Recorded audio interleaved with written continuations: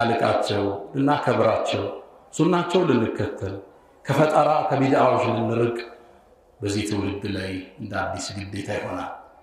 አላ ወፈዓሉ الخيرات واستغفروا ربكم فطوبى للمستغفرين.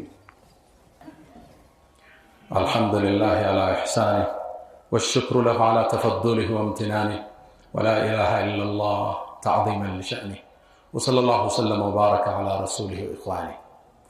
ውድ ምእመናን ይህ ወር ሁለት ቀለም ይዟል። አንደኛው የደስታ ነው እሳቸው የተወለዱበት፣ ሌላው ደግሞ የውስጥ ስብራት የፈጠረ ነው እሳቸው ከዱንያ የተሻገሩበት ወር ነው። ሙእሚን በሁለቱ ስሜት ውስጥ ይዋኛል። በመወለዳቸው ሲደሰት፣ በማጣቱ ውስጥ ይሰበራል። ነቢዩም በማጣት ልክ ይሄ አልተጎዳ። እንደምታውቁት ሶላተል ጀናዛ ስንሰግድ 4 ተክቢራ ነው። የመጀመሪያው ተክቢራ ላይ ፋቲሃ እንቀራለን። ሁለተኛው ላይ አሰላት አለ ነቢ እንቀራለን። ለምን ነው ሶላት ሁለተኛ የተደረገ? ትርጉሙ አሉ ዑለማዎቹ ያ የሞተብህ አባትህ፣ ልጅህ፣ ሚስትህ በጣም የምትወደው ሰው ሊሆን ይችላል። ግን እወቅ የምድራችን በላጩ ሰው ተወዳጁ ነቢይ እንኳን አጣቸዋል ማለት ነው። ጽና ማለት ነው ትርጉም። ነቢዩ አለይሂ ሰላቱ ወሰላም እቺን ምድር ሲለቁ ምድር ከፍተኛ ሐዘን የደረሰባት ነው። ሰሃቦቹ ስሜታቸውን መቆጣጠር አልቻሉም። ታላቁ ሰሃባ ዑመር ኢብኑ አልኸጣብ እንኳን ራሱ መቆጣጠር አልቻለም።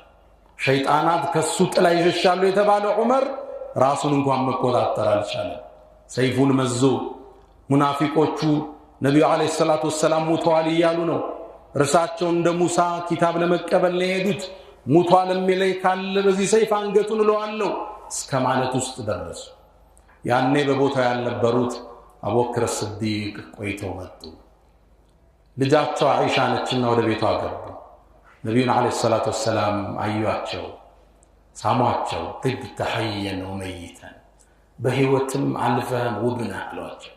እንባቸው ወረደ አቡበክር ሲዲቅ። ከዛም ወጡ።